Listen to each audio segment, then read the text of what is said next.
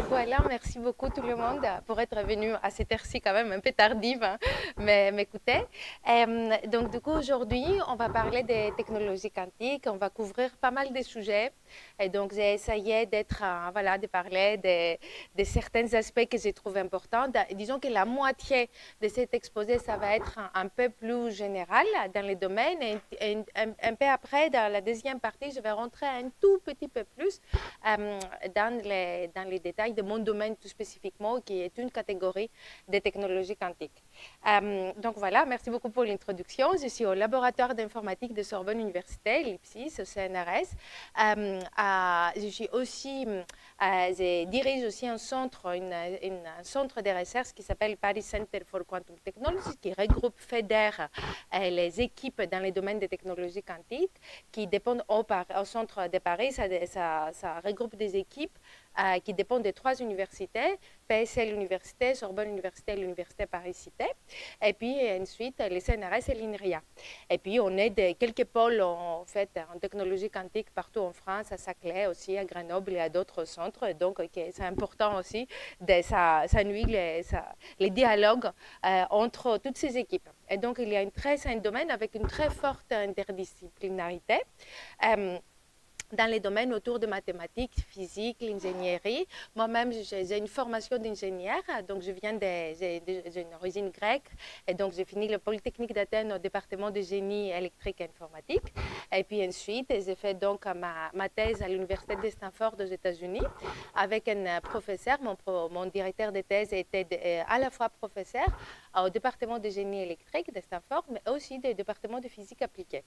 Et puis ensuite, je suis venue en postdoc en France à l'Institut d'optique, à l'Institut d'optique à Palaiseau. Et puis ensuite, j'ai eu le poste CNRS, d'abord à Télécom Paris, et ensuite à Sorbonne Université. Donc, je me considère un peu comme une physicienne, principalement expérimentatrice, mais dans un laboratoire d'informatique. Donc, c'est intéressant.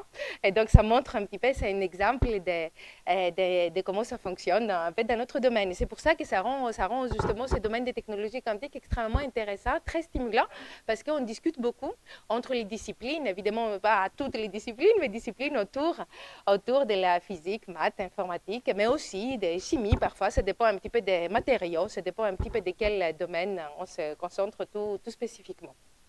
Donc, avec tout ça, on va commencer. Je vais commencer à parler avec un petit peu de l'histoire, comment on est arrivé aux technologies quantiques. Et avant quand même de rentrer dans les applications et dans les domaines, on va parler, moi j'aime bien les pluriels quand on parle donc des révolutions quantiques. On parle souvent au pluriel, donc comme vous avez peut-être entendu parler, on a entendu dire que les technologies quantiques sont issues de la seconde révolution quantique, donc on peut peut-être parler un peu de la première.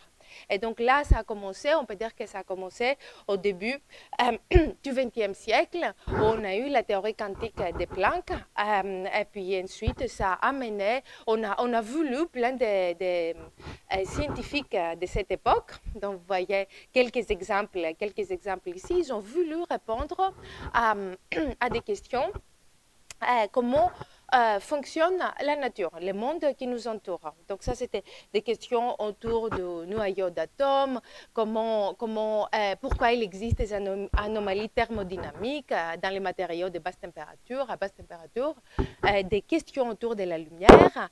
Et donc, en voulant répondre à ces questions, ils ont utilisé la compréhension de la physique quantique qui venait tout juste de naître, cette compréhension, et cela a mené même peut-être pas aussi directement qu'aujourd'hui, mais c'est quand même cette compréhension du monde quantique a amené à certaines technologies qu'on utilise aujourd'hui dans la vie de tous les jours, parfois même sans même les réaliser. Okay? Des technologies comme les transistors, les disques durs, les IRM et tout ça, donc ces GPS sont les technologies qui intègrent en elles-mêmes cette compréhension du monde quantique. Donc ça, on appelle la première révolution quantique, quand on a donc observé et on a voulu utiliser cette manifestation macroscopique des phénomènes quantiques. Donc, qu'est-ce qui a changé? Qu'est-ce qui a changé depuis quelques années? Donc, je dirais que c'est depuis quelques décennies maintenant. On les situe, les domaines des technologies quantiques, autour de la fin du 20e ou le début du 21e siècle. Et donc, il y a eu des grands scientifiques, comme vous voyez ici. On voit aussi nos prix Nobel locaux qui ont vraiment participé dans cette révolution de la physique quantique. Donc, on a compris comment contrôler des particules quantiques uniques. On va en parler un tout petit peu plus en détail tout à l'heure. Et on a aussi des gens comme Feynman, des scientifiques comme Feynman ont mis les bases des premiers algorithmes quantiques. Et donc, ça, c'était dans les années 1980 autour. Donc, c'est là où se situent plus ou moins les bases de cette deuxième et seconde révolution quantique, où on a donc on a su comment manipuler activement des objets, des particules quantiques uniques, donc une par une, plus une manifestation macroscopique comme on disait tout à l'heure, mais on est allé vraiment au niveau de la particule unique, et on a aussi pu les contrôler de façon collective, sans donc empêchant l'interaction avec l'environnement, ce qui est très important, pour donc les contrôler, et cela amène vers des applications. Donc, on va parler pas mal de ces applications parce que c'est quand même un peu la raison pour laquelle il y a un très fort intérêt dans ces technologies. Mais avant d'aller vers les applications, commençons d'abord par les principes. Donc, je vais vous expliquer dans un transparent chacun, donc ça, c'est pas évident, les deux concepts principaux qui sous-entendent toutes les technologies quantiques, et les principes de la superposition et les principes de l'intrication quantique. D'accord? Donc, on va commencer par ça. Et puis après, on va aller vers les applications, ça va devenir plus long terme. Donc, la superposition quantique, qu'est-ce que cela veut dire? Donc, tout d'abord, on va parler d'information. Quand on parle de technologie quantique, quand je vous dis qu'on va aller agir au niveau de la particule unique, ça veut dire qu'il faut la représenter. D'accord? Il faut la représenter, cet état quantique, de notre particule unique.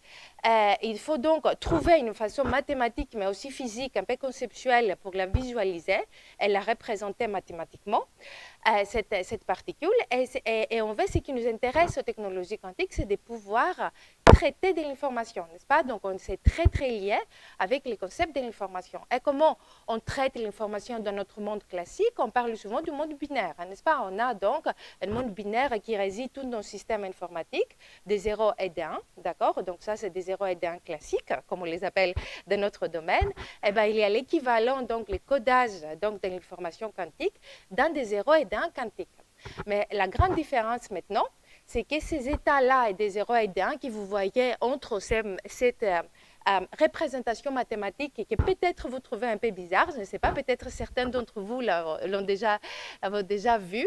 Donc ça, c'est des états donc des 0 et des 1 qu'on utilise la représentation, les brackets, comme on dit.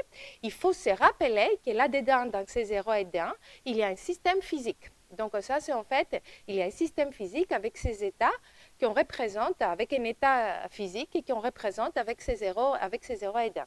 Et pourquoi je l'ai écrit comme ça, comme alpha 0 plus bêta 1? Parce que ça, c'est un état de superposition. Et en fait, la façon dont on représente cet objet quantique, les porteurs de l'information quantique, les qubits, c'est avec cette sphère que vous voyez là, que je trouve assez jolie. C'est une belle image de représentation d'un qubit.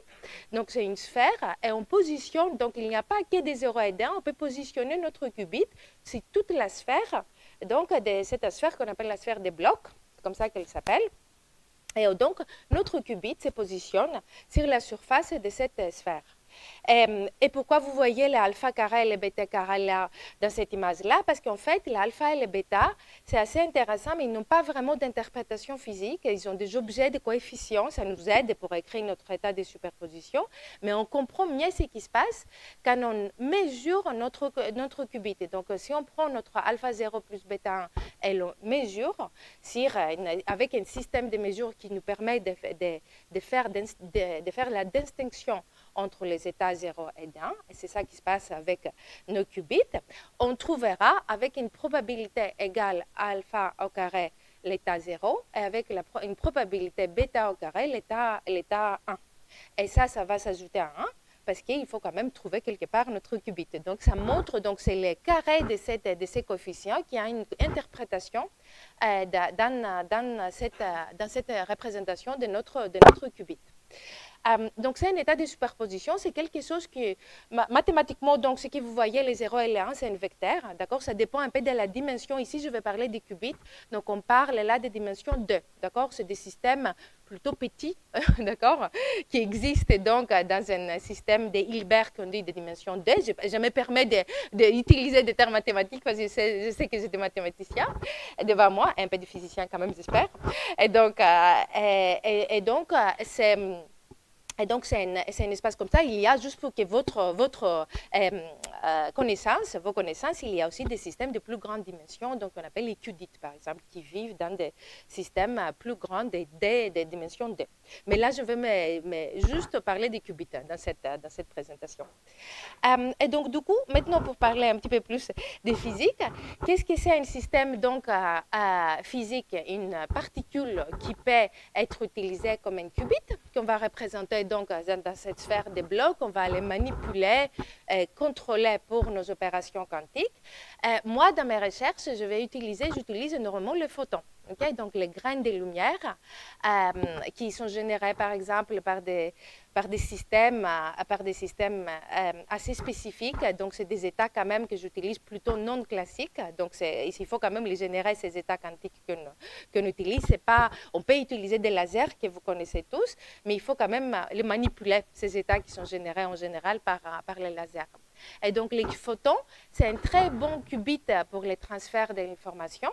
Parce que vous imaginez la lumière, vous pouvez déjà les voir avec les fibres optiques qui viennent jusqu'à chez vous. C'est un porteur d'information qui peut être transféré sur des longues distances, qui est résistant face au bruit et qu'on peut les manipuler assez facilement. Donc, pour moi, les qubits, dans mon domaine, que vous allez voir dans quelques minutes, ça va être les photons. Mais pour les domaines plus globalement des technologies quantiques, on utilise beaucoup de qubits. Et d'ailleurs, ils sont beaucoup en compétition, ces plateformes expérimentales, quel sera le bon qubit. On va voir ça un petit peu plus en détail tout à l'heure.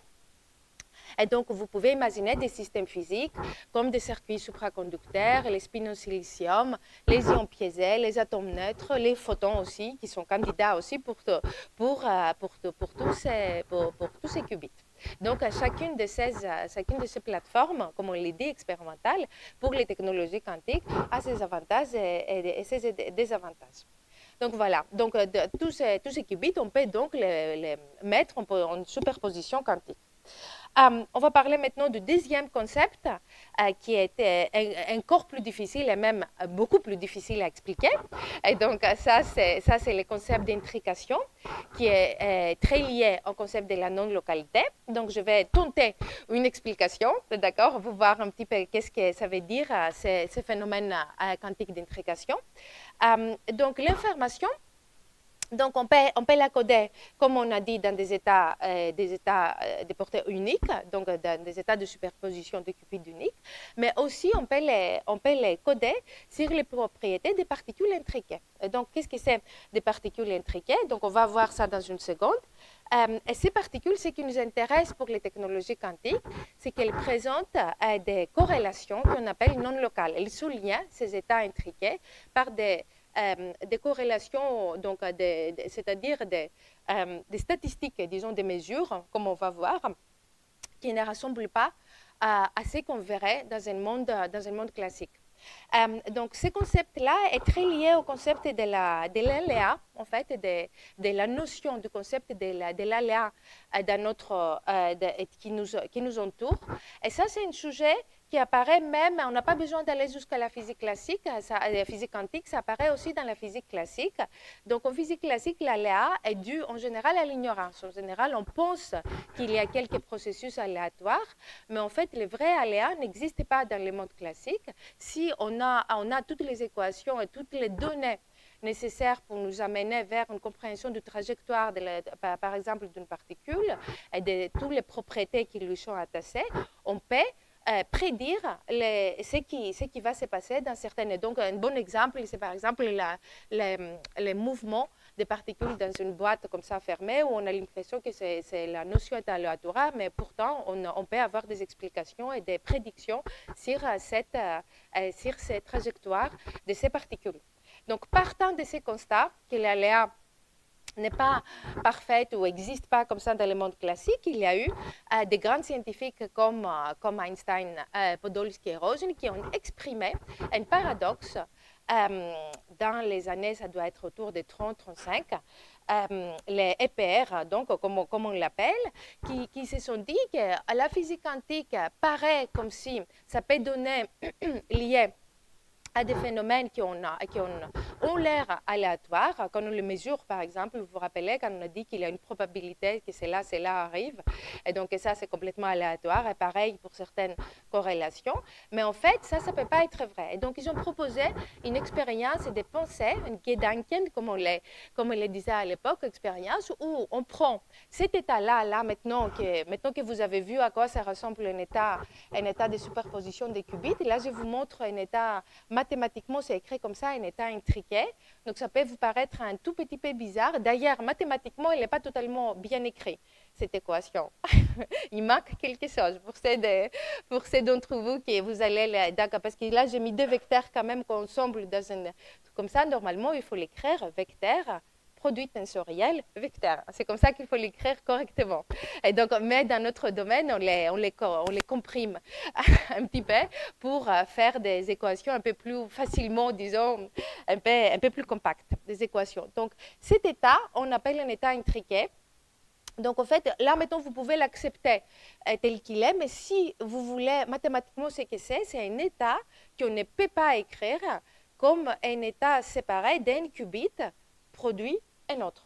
D'accord? Si vous essayez d'écrire cet état-là, qu'on appelle les paires de Bell, justement parce que ça a été utilisé pour les expériences de Bell, si vous essayez de l'écrire comme état d'un qubit fois avec l'état d'autre qubit, vous ne pourrez pas, ça apparaît. Et donc, du coup, mathématiquement, un état intriqué se définit comme ça. Un état qu'on ne peut pas écrire comme des états séparables de ces deux constituants, de ces deux qubits. Okay? Donc, physiquement, maintenant, l'intrication, c'est un phénomène vraiment extraordinaire. Et donc, ça donne, donc, les Gedanken, donc, expérience des EPR, ils nous ont dit, OK, on va prendre un état intriqué, on va l'envoyer à une très, très longue distance, on va faire des mesures et donc on va essayer de comprendre ces corrélations sur des mesures. Et donc, du coup, EPR disait, le paradoxe disait que les corrélations qu'on va observer peuvent être expliquées. Ce n'est pas possible que cet état-là peut donner à des corrélations une grande distance. Pourquoi? Parce qu'on ne veut pas qu'ils puissent communiquer, les deux systèmes de mesure, par la vitesse de la lumière. Okay? Donc, il faut qu'ils soient complètement séparés. C'est des appareils de mesure. C'est pour ça qu'on dit qu'il y a une longue distance. Ça veut dire, dans ce sens-là, qu'on n'a plus de notion de localité. Et donc, il se disait, donc, EPR, que tout peut s'expliquer, toutes les corrélations qu'on trouve quand on essaye de faire des mesures sur ces deux systèmes peuvent être expliquées par ce qu'on appelle des théories des variables cachées locales. Donc, qu'est-ce que ça veut dire? Ça veut dire que chacune de ces particules intriquées a imprégné en elle-même une caractéristique, une variable, un peu comme dans l'ignorance dans notre système classique, qu'on ne connaît pas. Et si on connaissait cette variable cachée, qui est localement acceptable, on pourrait tout comprendre. On pourrait comprendre les corrélations qu'on observe dans les expériences. Donc, c'était ça la théorie qui était défendue pour expliquer le phénomène de corrélation qu'on observerait dans une telle expérience. Et là, il y a John Bell qui est arrivé dans les années 1960, qui a proposé donc qui a fait cette théorie, il a calculé, il a proposé donc un paramètre très spécifique, le paramètre de Bell, qui est une combinaison des résultats de certaines corrélations. Donc, il faut ajouter certaines mesures, et il a montré que si on accepte que il n'y a pas de physique quantique et qu'il n'y a que des variables locales cachées, on aura un résultat de ces paramètres de Bell qui va être strictement plus petit qu'un chiffre. C'est le chiffre 2, il se trouve. D'accord? Et donc, ça, c'est l'inégalité de Bell. Et donc, il a dit, tandis que si on accepte que la physique quantique est correcte et qu'on peut faire des mesures quantiques, on peut dépasser ce seuil. OK? On peut donc violer l'inégalité de Bell. C'est exactement ce qu'il a fait avec ses expériences à l'ENSP. Dans les années 1980, il a démontré avec un système photonique à l'Institut d'optique à Palaiseau, ce qui lui a valu le prix Nobel il y a quelques années, parce que ça a ouvert, ça paraît vraiment, c'est ça qui est intéressant, ça paraît comme de la physique totalement fondamentale. À l'époque, c'était la physique fondamentale, c'était un petit peu une folie, comme il dit aussi Alain Aspect, pourquoi tu ferais ça, c'est de la folie, etc. Mais ce qui est extraordinaire, c'est que dans toutes ces dernières années, justement, ces expériences de physique fondamentale ont été utilisées, ont été prouvées utiles pour des applications dans la vraie vie. D'accord? Donc, j'espère vous avoir donné un tout petit peu ces concepts autour de la non-localité et l'intrication et quelle est son importance. En gros, on observe des corrélations dans ces systèmes physiques et donc qui nous prouvent tout d'abord que l'aléa est une propriété fondamentale, vraiment, de la physique quantique. Il n'y a pas de théorie des variables locales cachées. Tout est expliqué par les phénomènes quantiques et pour l'instant, il n'y a aucune expérience qui nous a montré le contraire. On ne va pas aller jusqu'à dire qu'il n'y a pas une autre théorie qui va un jour dire invalider la physique quantique, mais pour l'instant, en tout cas, il n'y a pas une expérience qui a invalidé la physique quantique. Et ça, c'est assez important. Et donc, du coup, on a parlé donc des superpositions, on a parlé d'intrication. Je vous ai dit, ça paraît un petit peu comme la physique fondamentale, ça l'était d'ailleurs pendant beaucoup d'années. Et pourtant, ça a donné lié à ces grands domaines applicatifs qui sont les technologies quantiques. Allons voir donc un tout petit peu les technologies quantiques qui se déclinent dans depuis quelques années, on les a un peu, la communauté les a un peu structurées dans 4 grandes catégories. Donc, la première catégorie, c'est le domaine de la communication quantique. Et ça, c'est mon domaine de recherche. Tout spécifiquement, c'est là où je vais me focaliser un petit peu vers la fin de l'exposé. Donc, c'est la communication et la cryptographie quantique, qui peut être définie comme un domaine qui nous montre c'est l'art de transférer. C'est un collègue de l'Université de Genève, Nicolas Zizin, qui l'a défini comme ça. C'est l'art de transférer de l'information quantique sur des longues distances. En une phrase, c'est ça la communication quantique. Et donc, comme j'ai dit tout à l'heure, c'est pour ça que j'utilise des photos, parce que la communication quantique, on veut aller sur des longues distances, c'est pas localement. Et donc, du coup, comme vous allez le voir, on va utiliser donc des systèmes, des infrastructures de communication quantique. Et donc, c'est pour ça qu'on utilise la lumière pour ce domaine-là. Et une des applications majeures de la communication quantique, c'est lié à la cybersécurité, parce que ça nous permet d'avoir une sécurité qui n'est pas atteignable avec des systèmes classiques. Donc, le deuxième grand domaine, on va en parler un petit peu, c'est le calcul quantique, donc une accélération de certaines opérations, de certains algorithmes, qui est une accélération qui est inédite, et donc c'est pour ça que ça génère énormément beaucoup d'intérêt, parce que ces sauts dans la puissance des calculs peuvent avoir des répercussions importantes dans ces domaines. Ensuite, il y a le domaine de la simulation quantique qui est très lié au calcul quantique dans le sens où on utilise les mêmes plateformes et les mêmes systèmes physiques en général, sauf que l'objectif ici, dans la simulation quantique, ce n'est pas de prouver qu'il y a un avantage quantique calculatoire, une accélération d'un calcul, mais tu veux montrer qu'il y a, tu peux comprendre le fonctionnement physique des systèmes complexes. Okay? Et ça peut avoir un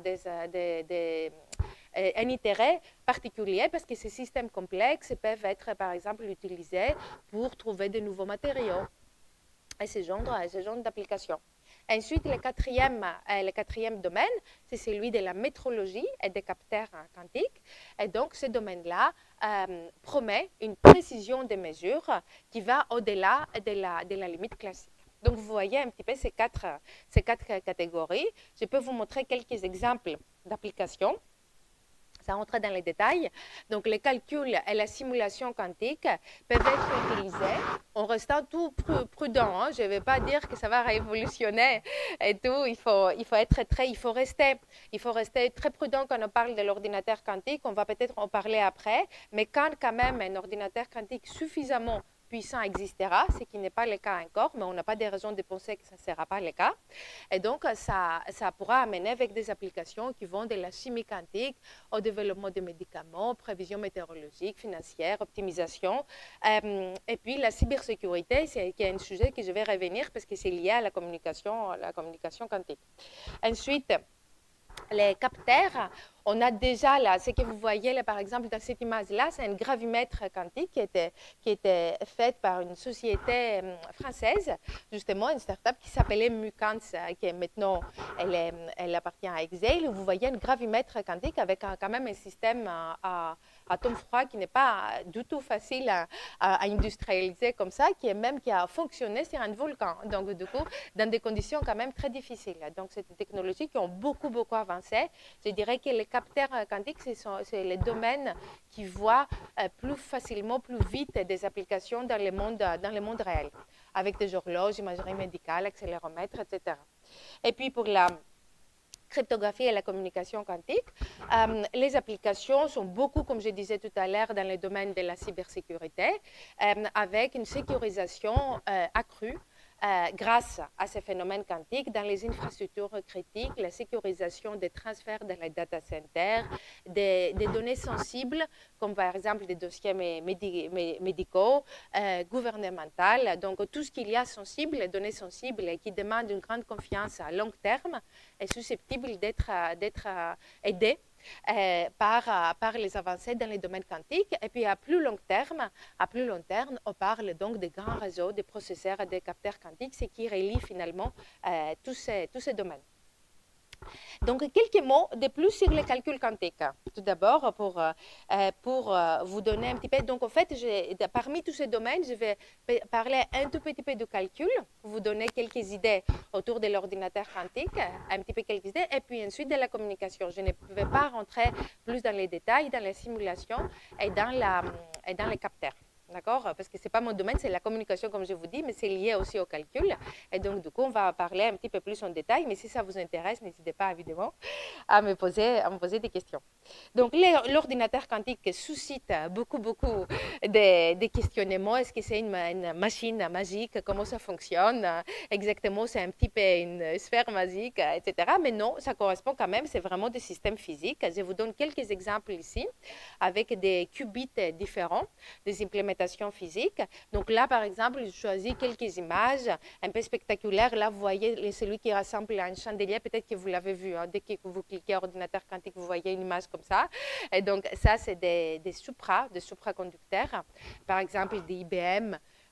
Qui vous voyez là, il y a un circuit de quelques qubits en général qui est dans un énorme cryostat. D'accord? C'est comme ça que ça fonctionne, c'est des circuits supraconducteurs. À gauche, vous voyez un petit peu des systèmes qui sont basés sur les atomes neutres.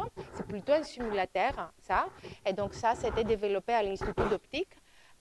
Et ça a donné lieu aussi à la start-up qui s'appelle Pascal, qui est implantée à Saclay. Après, il y a les chips de Google qui sont aussi supraconducteurs. On voit les systèmes là d'Xanadu, c'est une société canadienne qui fait des puces photoniques. Okay? Qui fait des puces photoniques. Ça, c'est quelques exemples d'ordinateurs quantiques. Ce qui est très important, c'est de voir un petit peu cette image, un tout petit peu vieille, même très vieille.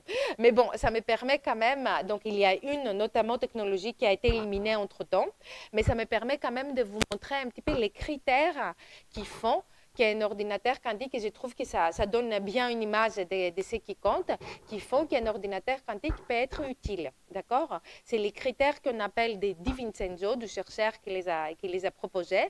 Et vous voyez là une comparaison de quelques technologies. Donc là, c'est la toute première technologie qui a été éliminée parce qu'on a compris qu'elle ne pouvait pas être mise en échelle. Et comme on dit, ce fameux sujet de scalability, comme on dit en anglais, c'est difficile à traduire. Et donc, du coup, comment tu fais Comment tu fais donc? Tu passes d'un système à quelques qubits à un système de millions de qubits. Okay? C'est ça la grande question dans les domaines. Comment tu intriques de façon contrôlée, comment tu contrôles des états intriqués entre des milliers et des millions de qubits sans que l'état quantique global décohère. C'est le problème de la décohérence des états quantiques, donc interaction avec l'environnement, et donc tu perds tes corrélations quantiques. Et c'est ça justement la mise en échelle, comment tu fais tout ça sans perdre tes propriétés quantiques, c'est les grandes questions dans ces domaines. Et donc ça, cette première technologie a été prouvé plus ou moins que ça n'aura pas été possible. Et donc, mais les ions piégés, les circuits supraconducteurs, les photons, les atomes neutres sont parmi les, en plus les silicium, les spins en silicium sont vraiment parmi ceux qui sont considérés parmi les plus prometteurs, toujours, donc sont un petit peu en course vers l'ordinateur quantique. Et les propriétés donc qui sont importantes, comme vous voyez dans les critères, il faut préparer, pouvoir initier l'état du processeur quantique dans un état bien défini. Il faut aussi pouvoir apporter et initialiser, donc, il faut que le système, soit, j'ai commencé par les deux, donc il faut que ça puisse être mis en échelle le système, initialisé avec de bons états, de ne pas, donc, pouvoir faire des opérations logiques avec des portes logiques sans perdre les corrélations quantiques, donc la décohérence.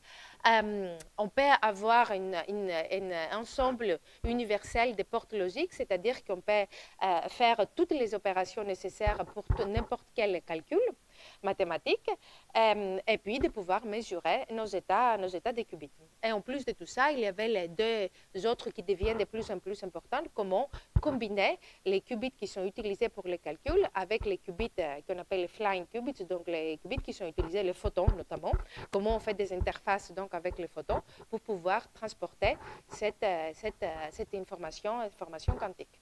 Vous voyez un petit peu les critères. Et donc là où on en est aujourd'hui, on a donc ce qu'on appelle les QPU, des unités de traitement quantique, qu'on est toujours dans cette époque qu'on appelle NISQ. Okay? C'est comme ça qu'on appelle dans les domaines, ces domaines qu'on appelle NISQ. Donc c'est l'époque où on a donc des systèmes de QPU, des quasi-ordinateurs, on ne peut pas dire vraiment qu'il y a des processeurs donc quantiques et qui ont beaucoup de qubits, enfin quelques dizaines ou quelques centaines de qubits dans les meilleurs cas, qui ont beaucoup de bruit. Okay? On ne corrige pas ces bruits vraiment, les erreurs surtout qui introduisent ces bruits. Et que donc, et toute la question là du domaine des calculs quantiques aujourd'hui, c'est est-ce qu'on peut faire des choses utiles avec les machines NISQ? Ce n'est pas une bonne réponse, ce n'est pas mon domaine de recherche, mais c'est quand même un sujet très récurrent. Et donc, pour trouver des applications pour ce type de processeurs, tandis qu'évidemment, on prépare le terrain pour la prochaine catégorie qu'on espère que ce soit, ce qu'on appelle le FTQC, Fault Tolerant Quantum Computer, okay? Ou Fault Tolerant, ça veut dire, ou Large Scale, on l'appelle le 2, ça veut dire qu'on sait maintenant corriger les erreurs, et donc ça c'est très très important, savoir corriger les erreurs, ça veut dire qu'on sait implémenter des codes de correction d'erreurs quantiques qui impliquent qu'on utilise beaucoup de qubits physiques. Okay? Il faut faire la distinction dans ces cas-là entre un qubit physique et un qubit logique, parce qu'on va utiliser beaucoup de qubits physiques pour pouvoir protéger un qubit logique, un seul qui va être utilisé pour les calculs. Okay? Vous voyez un petit peu, on crée des espaces de protection mathématique, ça c'est un sujet mathématique extrêmement important. Florissant avec des très très bons chercheurs, notamment en France, dans ce domaine-là, de la correction d'erreurs quantiques, où on essaye donc de minimiser le plus possible ces ratios entre les qubits physiques et les qubits logiques. Parce qu'ici, on a besoin des millions de qubits physiques pour corriger pour protéger un seul qubit logique, vous voyez comment ça augmente la taille de l'ordinateur nécessaire pour faire un calcul simple. Vous voyez pourquoi c'est un domaine extrêmement important. Donc, ce qui se passe aujourd'hui, on est dans les premières démonstrations d'un avantage quantique calculatoire qui, en général, suscite toujours des débats dans la communauté. Il y a les uns qui disent « Ah non, non, c'est un avantage », les autres qui disent « Ah non, moi, j'aurais pu le faire avec mon super calculateur ». Voilà. Donc, c'est toujours un débat et aussi quelques démonstrations, toutes premières démonstrations d'un qubit logique. Et puis, un sujet aussi dans les domaines, juste pour votre information, c'est qu'on essaye d'intégrer tous ces ordinateurs et les processeurs quantiques dans des systèmes de HPC, High Performance Computing, donc des systèmes où des tiers des processeurs quantiques peuvent être utilisés pour accélérer certains processus de l'ordinateur classique, certaines disons, quelques séquences, disons, des algorithmes classiques peuvent être accélérés par les quantiques, et donc ça peut donner quelques applications un petit peu plus court terme. Et donc, j'ai parlé d'algorithmes. Donc, quelques mots sur les algorithmes, algorithmes quantiques. Donc, c'est que moi, j'aime beaucoup cette phrase d'un collègue américain, Scott Aronson, qui décrit les calculs et la façon de faire un algorithme quantique comme une chorégraphie. Je trouve ça joli je ne sais pas si c'est très pertinent, mais c'est quand même joli. Et donc, comme description de comment fonctionne un algorithme quantique. Et donc, il dit, parce qu'en fait, c'est très difficile de faire un algorithme quantique qui donne vraiment un avantage. En fait, ce n'est pas facile du tout. C'est pour ça qu'il n'en a pas beaucoup. Et un ordinateur quantique ne donne pas une accélération à n'importe quel algorithme. Ça, c'est juste pas vrai. Donc, si quelqu'un vous dit qu'il peut tout accélérer, ça, c'est pas vrai du tout. Il y a certains algorithmes sur lesquels fonctionnent. Et pour les trouver, il faut voir, parce que vous voyez, je vous ai dit tout à l'heure qu'on a nos qubits dans des états de superposition. Donc, si on a un grand registre quantique, donc avec beaucoup de qubits, avec chacun dans un état de superposition. Donc, on commence avec cet état-là. On fait donc on a une série de portes logiques qui nous disent quel calcul on veut faire. Et donc, on va faire cette porte logique contre nos qubits. Ils vont être en état de superposition. Donc, on va dire, magnifique. En fait, ce que ça veut dire, c'est que tu as toutes les opérations possibles en superposition. Vous voyez? Donc, tu fais avancer ton calcul, tu as toutes les opérations mathématiques qui se passent en superposition, mais à la fin de tout ce calcul, il faut mesurer. Et donc, qu'est-ce que je vous ai dit tout à l'heure au tout début, quand on mesure, on les projette, comme on dit. Donc, c'est-à-dire, ça c'est l'effondrement de la fonction d'onde. Je commence à dire des mots que je n'ai pas expliqués. Et donc, d'accord, donc on les projette donc dans un état spécifique. Vous voyez, quand vous voyez alpha 0 plus bêta 1 tout à l'heure, je disais, si on les mesure, on aura avec une probabilité 0 avec une probabilité 1. Ça veut dire qu'à la fin, le résultat va être quand même 0 et 1. Donc, ça ne va pas être une superposition de tous les résultats. Et donc, du coup, ça apparaît comme si on perd notre avantage quantique, parce qu'à la fin, il faut quand même mesurer, il y a un résultat qui ressort. Et donc, c'est ça qui nous explique Scott, que si on arrive à trouver un algorithme qui fait en sorte que les résultats de ces mesures est avec une plus grande probabilité celui qu'on souhaite, okay? Et donc, c'est pour ça qu'il décrit comme une chorégraphie, que tu fais ton algorithme de façon où ces opérations qu'on vient de dire amènent à une combinaison des résultats qui donnent les résultats qu'on souhaite, une série d'opérations qui donnent les résultats qu'on souhaite avec une très grande probabilité. Et donc, c'est ça qui fait qu'il y a un algorithme quantique. C'est compliqué. Et donc, du coup, quelques exemples des algorithmes qui ont été proposés. Algorithme de Shor extrêmement connu, très lié au problème de la cybersécurité. Donc, on va revenir dessus. Okay? Et donc, c'est un algorithme de Peter Shor qui a proposé comment accélérer exponentiellement la factorisation, okay, en nombre premier.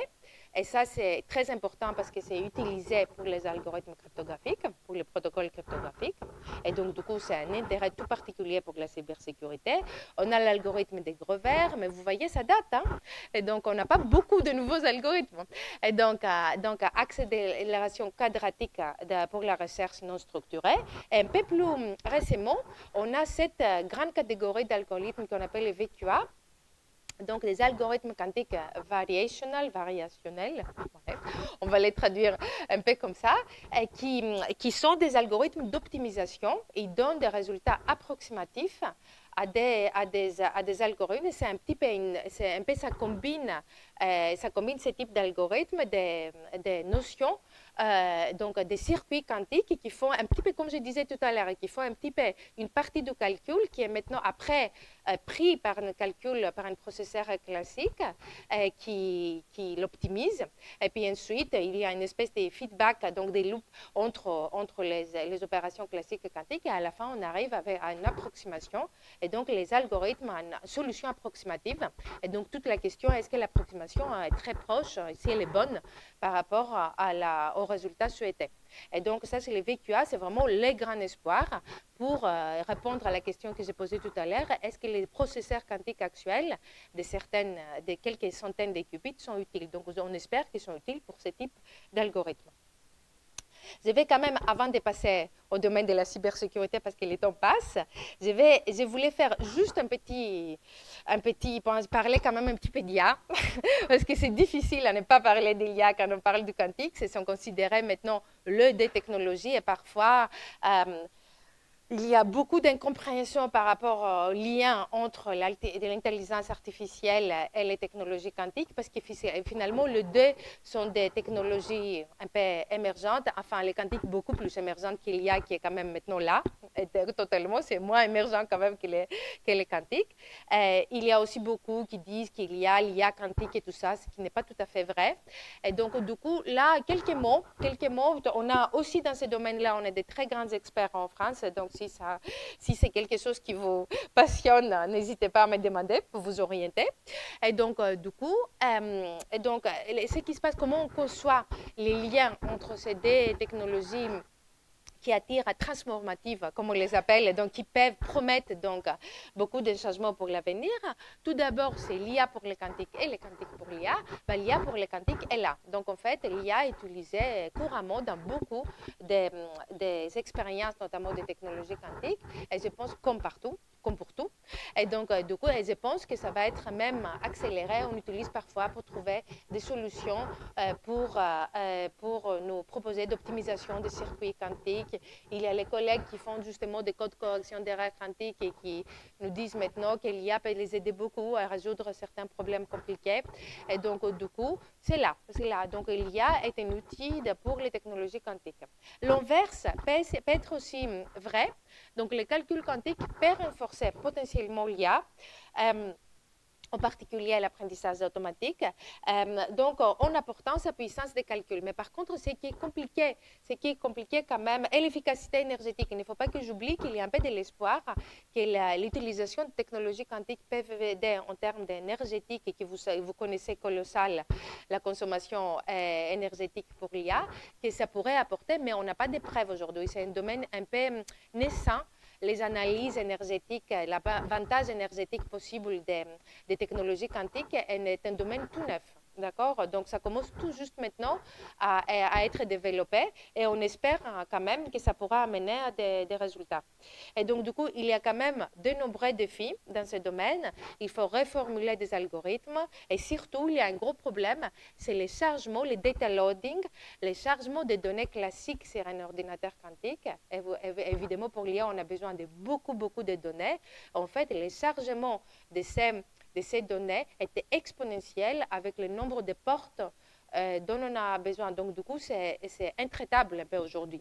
On ne sait pas trop comment on peut charger toutes ces données dont on a besoin pour l'IA dans un ordinateur. En fait, un ordinateur quantique accélère, mais ne traite pas super bien les énormes masses de données que sait faire l'IA, justement.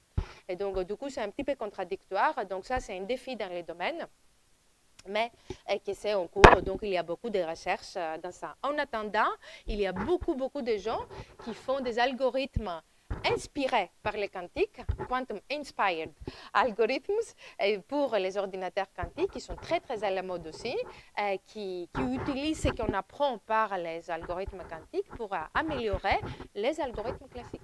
D'accord? Donc, du coup, il y a des améliorations possibles. Donc, ça, c'est très intéressant aussi. Et pourquoi pas, ça repousse aussi ce qui se passe dans le monde de l'algorithmique classique. Voilà un petit peu quelques mots sur l'IA et son lien avec les technologies quantiques. Je vais passer donc maintenant un petit peu plus, comme promis au tout début, un petit peu quelques informations un petit peu plus sur les liens avec la cybersécurité, et parlant un tout petit peu sur les liens avec mon domaine, la communication quantique. Tout d'abord, il faut quand même clarifier quelque chose, que les ordinateurs, comme vous l'aurez compris, les ordinateurs, les processeurs quantiques actuels ne peuvent pas, on appelle ça CRQC, Cryptographic Relevant Quantum Computers. Okay? Donc, des ordinateurs quantiques qui ont intérêt pour la cryptographie, c'est-à-dire qui peuvent casser des codes cryptographiques utilisés aujourd'hui, n'existaient pas encore. Okay? Donc, il y a par exemple, il y a beaucoup d'analyses. Il y a par exemple une analyse de nos collègues du CA, qui ont fait ils ont mis quelques hypothèses, qu'ils ont dit comment on pourrait, donc beaucoup des algorithmes aujourd'hui sont basés sur cet algorithme RSA. Je vais en parler dans quelques minutes, mais très, très brièvement. Et donc, il s'est basé sur la factorisation des nombres entiers. Ça nous dit que ça nécessiterait, voilà, le nombre de qubits, vous voyez ici, le nombre de jours, et une mémoire quantique avec une durée de vie quand même impossible à atteindre aujourd'hui, avec une capacité aussi multimode énorme. Donc ça n'existait pas. Donc vous voyez un petit peu, on calcule quand même, on fait ces calculs pour montrer qu'on n'est pas encore en position de casser l'algorithme RSA. Mais vous voyez, le problème est qu'il y a quand même des avancées à la fois sur les ordinateurs quantiques, mais il y a aussi à la fois beaucoup de progrès sur la cryptanalyse. En fait, les cryptanalystes, qu'est-ce qu'ils essayent de faire? Ils essayent de casser des codes cryptographiques. Et donc, il y en a beaucoup aujourd'hui qui essayent. Il y a quelques études tous les quelques mois. Tout le monde de la cryptographie s'effraie parce qu'il y a qui disent que ça va être beaucoup plus facile de casser que ce qu'on pensait. Et finalement, on arrive toujours à trouver une bug, un problème dans la preuve. Et donc, il y a des nouvelles études, mais ça veut dire quand même qu'il y a un grand effort pour réduire cette distance entre l'implémentation et ce qu'il faut pour casser des codes cryptographiques. Et donc, du coup, on ne peut pas dire que ça ne peut pas venir. On pense aujourd'hui qu'un ordinateur quantique capable de casser les codes RSA, ça pourrait venir entre 2030 et 2035. C'est ça un petit peu l'horizon qui est soutenu par tout le monde, y compris les agences de sécurité. Et ça, c'est un problème, vous voyez, parce que ça, j'utilise là l'argument d'un collègue de Canada, Michele Mosca, qui dit, justement, cet argument, qu'est-ce qu'il nous dit? Que si les Y, c'est le temps qu'il nous faut pour installer des technologies qui sont capables à résister face aux attaques par ordinateur quantique, si c'est Y, et si c'est X, c'est la confidentialité, le nombre de durées qu'il nous faut garder nos données confidentielles. Donc là, on parle quand même de données qui doivent rester assez longtemps confidentielles, comme des données sensibles, de santé ou de diplomatie, et ce genre de données, des données stratégiques. Et s'il nous faut Z pour faire un ordinateur quantique capable de casser les algorithmes actuels, eh ben, si vous voyez, si on attend trop longtemps pour mettre en place, les systèmes robustes face aux attaques par ordinateur quantique, on va finalement rendre toute la cybersécurité, elle sera compromise. Parce que vous voyez le problème, que si un adversaire sait aujourd'hui qu'un ordinateur quantique sera capable de casser les codes cryptographiques dans 5 ans, ce qui se passe, c'est ce qu'on appelle la menace, l'attaque type Store now, decrypt later. C'est comme ça qu'on le dit. Donc, c'est-à-dire qu'il y a donc, l'adversaire va stocker les données encryptées, chiffrées, pendant 5 ans. OK. Dans 5 ans, ils savent qu'ils auront un ordinateur quantique capable de casser ces codes cryptographiques qui a été utilisé pour chiffrer ces données, et ils auront donc accès à ils vont déchiffrer donc les messages, ils auront accès à ces données confidentielles. Et donc, du coup, voilà, vous voyez, donc même maintenant, les données aujourd'hui sont en fait potentiellement déchiffrables avec un ordinateur quantique dans quelques années. Donc, pour les données qui ont besoin de, comme je disais, de longue confidentialité, ça c'est un problème. Donc, l'idée est de faire une transition vers les technologies résistantes face à l'ordinateur quantique le plus vite possible.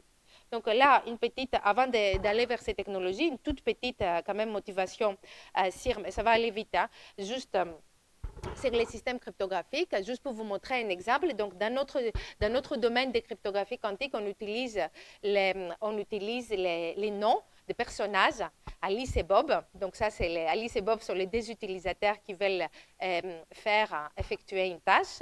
Eve, c'est l'espionne. Okay? C'est l'espionne qui vient, c'est l'adversaire, la partie malhonnête. Et ça vient, donc Alice et Bob, c'est A et B, c'est rien de très difficile. Eve, ça vient du mot anglais eavesdropping. Okay? Eavesdropping, c'est quelqu'un qui écoute, qui veut obtenir les informations sur les informations secrètes. Et donc, ce qu'on utilise aujourd'hui beaucoup, c'est la cryptographie symétrique. En fait, la cryptographie symétrique nous dit, sans rentrer dans les détails, là, vous voyez un exemple où j'ai utilisé l'alphabet anglais pour vous montrer cet exemple, où on a un message, un message qu'on aimerait envoyer en chiffré. On les combine avec K. K, c'est une clé secrète, c'est une combinaison donc des bits, donc d'informations qui appartiennent dans le même alphabet, qui ont exactement la même durée que le message initial.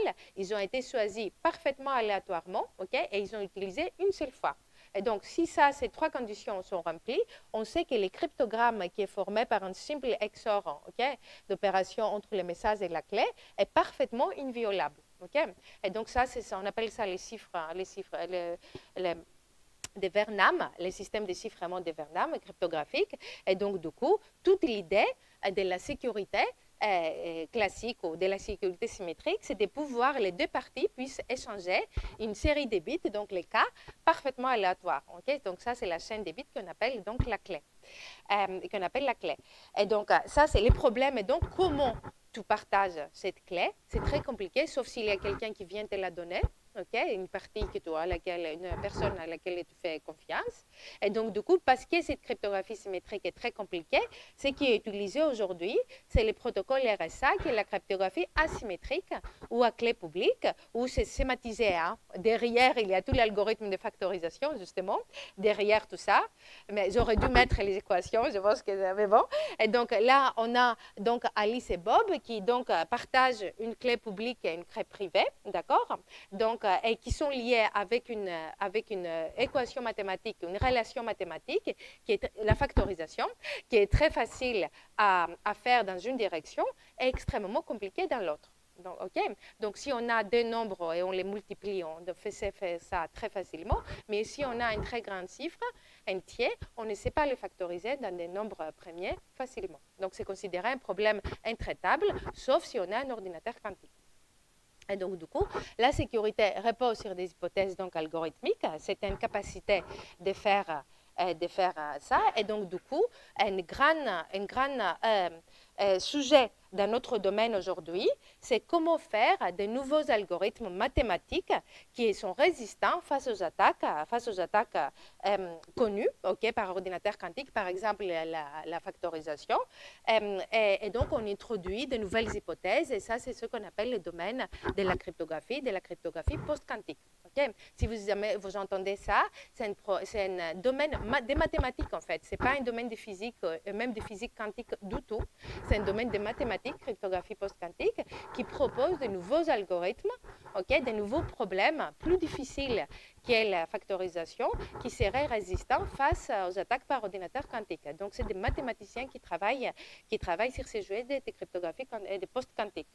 Mais même quand tu vas introduire ces algorithmes, tu vas quand même juste introduire de nouvelles hypothèses. Donc, d'accord, il faut quand même faire une hypothèse qu'il y a quelque part un problème mathématique qui est trop difficile à résoudre. Donc, du coup, ce qu'on fait, nous, dans le domaine de la cryptographie quantique, c'est qu'on propose une autre solution qui s'appelle la distribution quantique des clés. Donc, ça, c'est l'algorithme phare, c'est le protocole phare du domaine qui est de la cryptographie quantique, qui offre une sécurité dite inconditionnelle, c'est-à-dire résistante, comme je disais, face aux attaques futures, donc face à l'attaque que je viens de vous décrire tout à l'heure, parce que ici, les données n'ont pas été interceptées, si l'information, la distribution des clés n'a pas été interceptée au moment de sa création, les données chiffrées ne pourront jamais être attaquées. D'accord? Donc, ce n'est pas sujet à l'attaque que je vous ai décrite tout à l'heure. Donc, c'est très bien adapté à des systèmes qui demandent des données de grande confidentialité. Okay? Donc, du coup, sans rentrer trop dans les détails, ici, on a Alice et Bob qui sont reliés par un canal quantique. Donc, ça peut être une fibre optique et ou un lien par satellite, par exemple. Un canal classique, donc ça, c'est juste un lien. Un lien, ça peut être une fibre optique, c'est un canal ou l'Internet.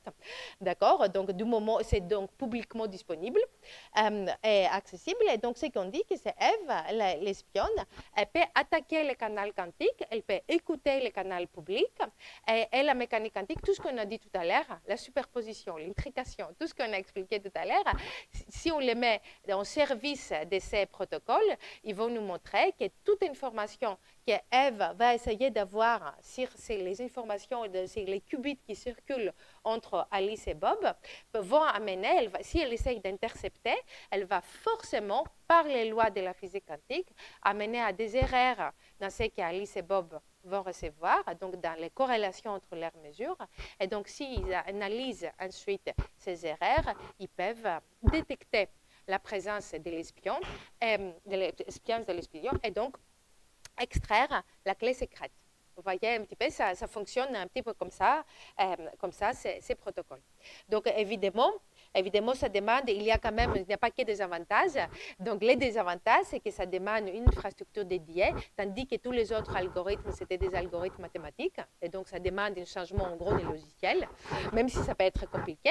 Si on veut mettre en place ces solutions, ça demande une infrastructure importante. Avec des fibres, des systèmes optiques, le monde de la cryptographie n'a pas du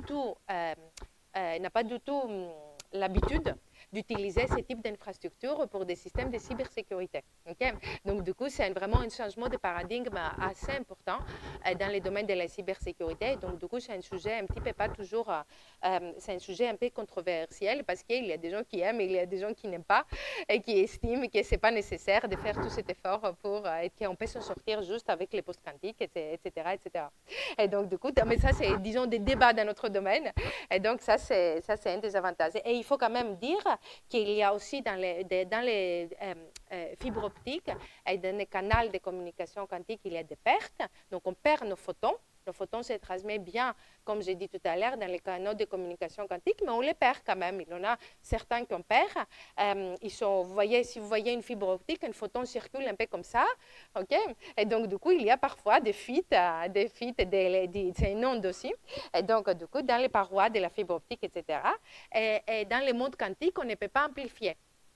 Donc, si vous voyez les télécommunications optiques, on a des amplificateurs. Si vous voyez les fibres, par exemple, transatlantiques qui sont installées, qui nous relient, par exemple, avec les États-Unis, il y a des centaines, des milliers de kilomètres de fibres. Il y a des répéteurs, même sous l'océan, tous les 100, 150 kilomètres, il y a des répéteurs. Ça, on ne peut pas le faire dans le monde classique. Si on amplifie un signal quantique, on perd la corrélation. On ne sait pas faire ça sans introduire du bruit. Okay. Et donc, ça, c'est compliqué, tout ce qui est lié à la distance. Et donc, c'est un des défis majeurs du domaine des technologies quantiques. Peut-être à ce stade-là, il faut que je demande combien de temps j'ai. 0.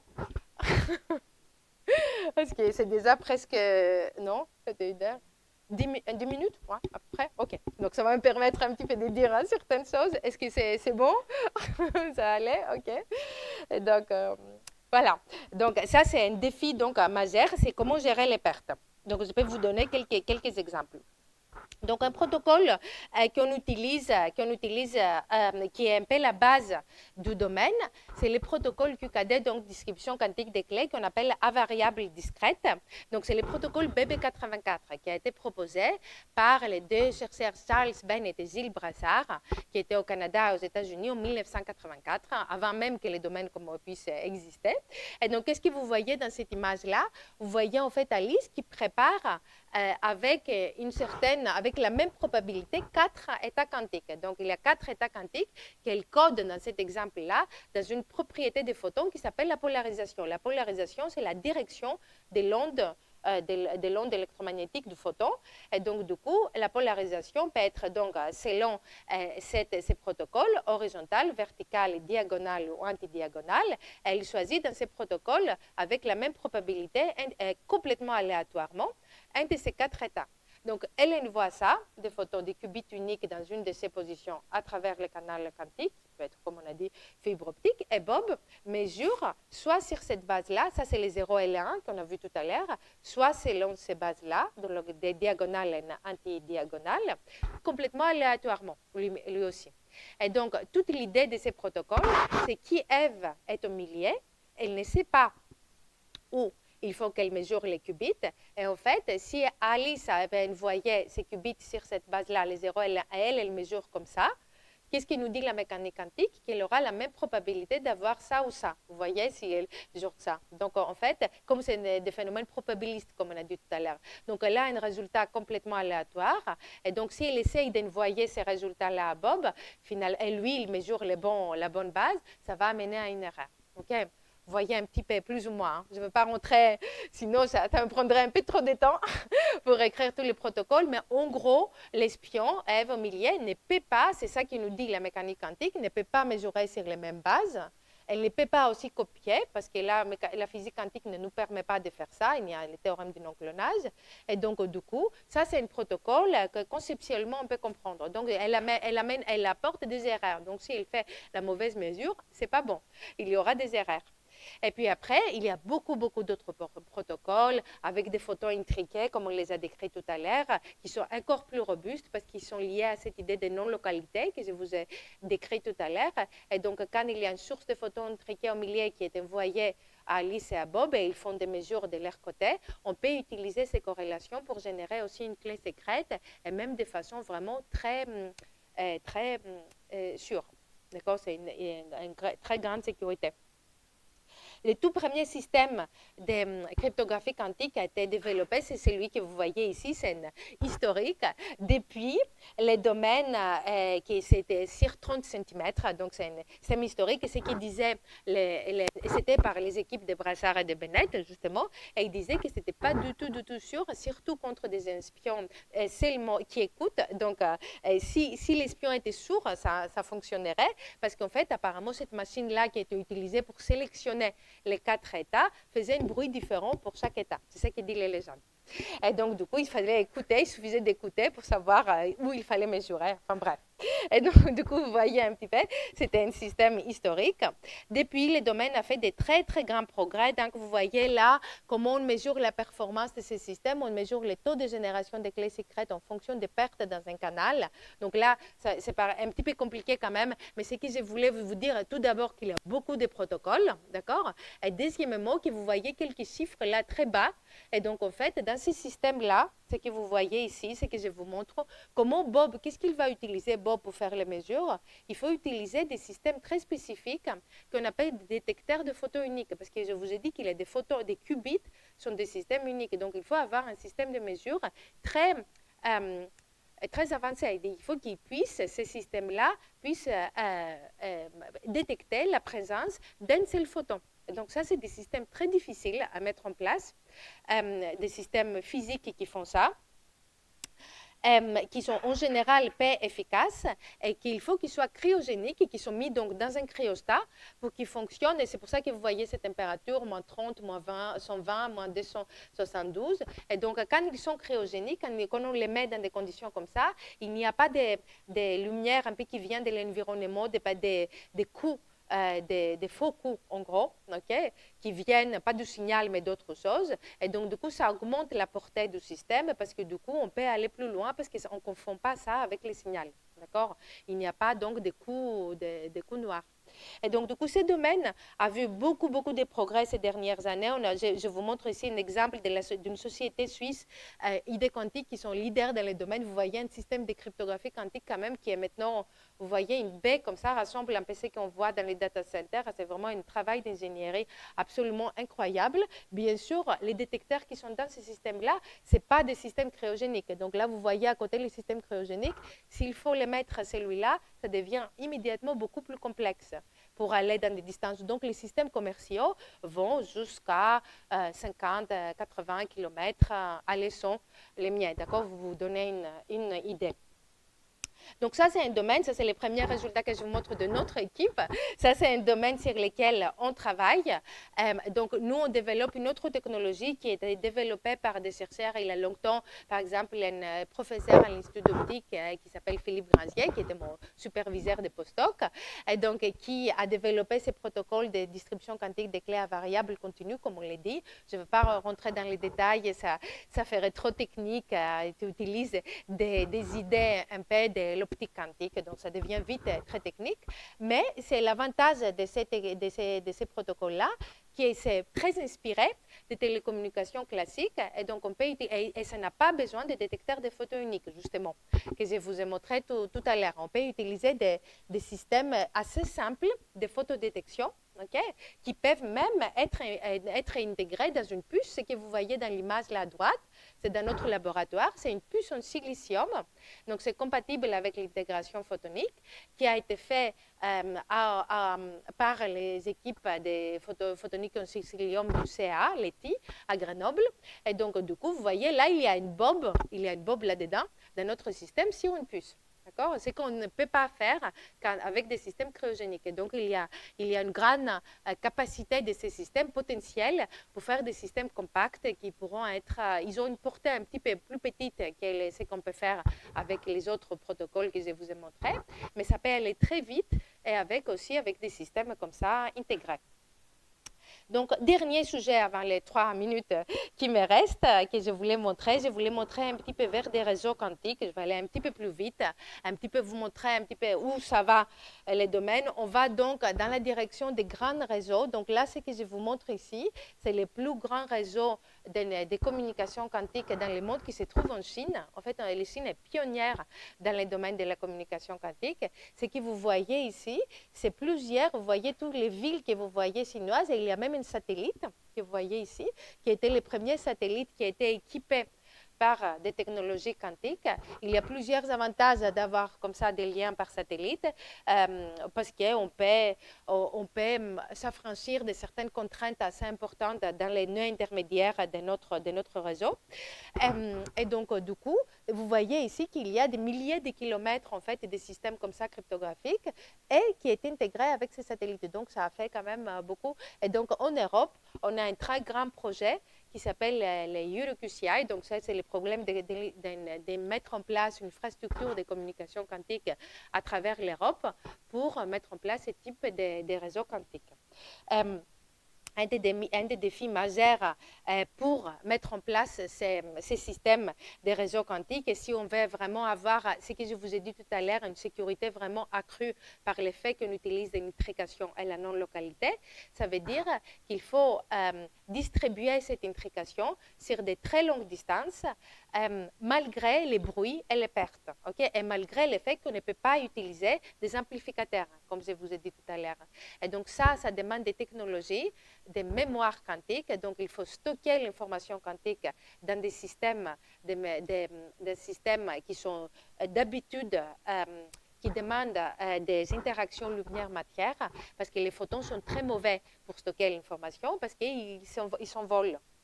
Ils sont stables, ils ne sont pas stables les photons, donc tu ne peux pas juste les garder comme ça stables qui gardent l'information.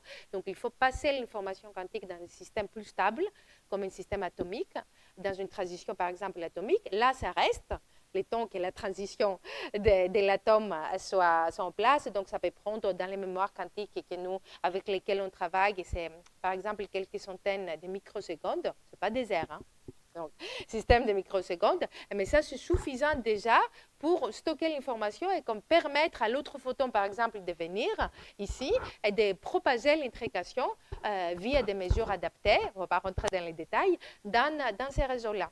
Et donc là, c'est vraiment ces plateformes donc, pour faire le stockage de l'information quantique, et c'est de répéter donc quantiquement l'information, sont un très très grand défi du domaine. Ça n'a pas été montré encore, mais je pense que c'est une question de quelques années. Et là, je ne vous montre pas beaucoup d'ailleurs. Et là, je vous montre quelques exemples de très beaux résultats par diverses équipes qui ont été développées récemment.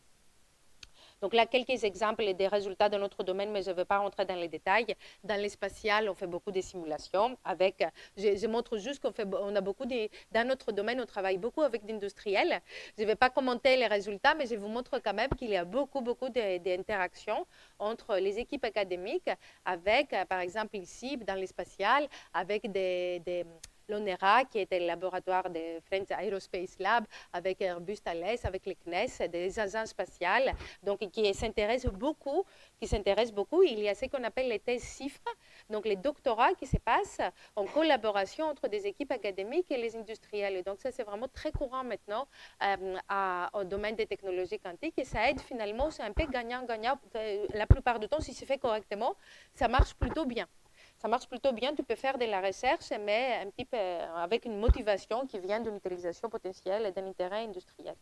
Et là, quelques travaux qui se passent dans les régions quantiques, je ne vais pas les commenter. Je vais juste vous montrer une infrastructure de communication quantique qu'on a en France. Je vais aller un petit peu vite, juste pour vous montrer, ça c'est les réseaux parisiens. Les réseaux parisiens, donc ça c'est mon laboratoire que vous voyez ici qui s'appelle Ellipsis. Donc ça c'est Sorbonne Université, qui est relié avec les laboratoires de physique qui s'appelle le LKB, qui est aussi dans le campus de Jussieu, à quelques centaines de mètres d'ici, et les laboratoires de notre start-up que je vous ai entendu au début, que j'ai confondé, qui s'appelle WILIC. Et donc ça fait notre LAN, comme on dit, notre réseau local de communication quantique avec des fibres. On est relié avec les labos de Orange à Châtillon. Et ensuite, avec l'Institut d'optique, vous voyez ici, les Thales, Télécom Paris, et aussi avec les laboratoires MPQ, matériaux et phénomènes quantiques de l'Université Paris-Cité. Donc, vous voyez, on a une certaine diverses configurations et diverses distances qui nous permettent de faire des expérimentations de communication quantique avec des systèmes commerciaux, avec des mémoires quantiques, et aussi on est relié avec l'autre pôle de communication quantique en France qui est autour de Nice, l'Université Côte d'Azur, et l'Observatoire Côte d'Azur. Donc, il y a les deux pôles à Paris et à Nice. Et si tout va bien, on sera aussi connecté par satellite avec l'Observatoire de la Côte d'Azur. Si on arrive à mettre quelque part une station, un télescope quelque part dans la région parisienne, parce que ce n'est pas facile du tout. Voilà. Donc, ça c'est ma conclusion. On va donc vers un domaine de connectivité quantique, ce qu'on appelle. Les domaines vont vers une convergence entre les réseaux quantiques, la communication quantique et les calculs. On imagine un peu des systèmes d'interconnexion où les photons, les protocoles de communication quantique sont utilisés pour relier bien sûr des processeurs quantiques et des capteurs, mais aussi à longue distance, dans les data centers quantiques, sur de longues distances, pour un petit peu voir à quoi ça peut servir, donc cette connectivité quantique. Mais avant la connectivité quantique, il faut la connectivité humaine. Et donc, du coup, tout ce que je vous ai présenté, c'est un travail d'une très, très grande équipe avec beaucoup de collaborateurs de tout type, de toutes disciplines, comme je disais, informaticiens, mathématiciens, physiciens, et évidemment, toutes les équipes doctorants, postdoctorants, etc. Voilà, merci beaucoup.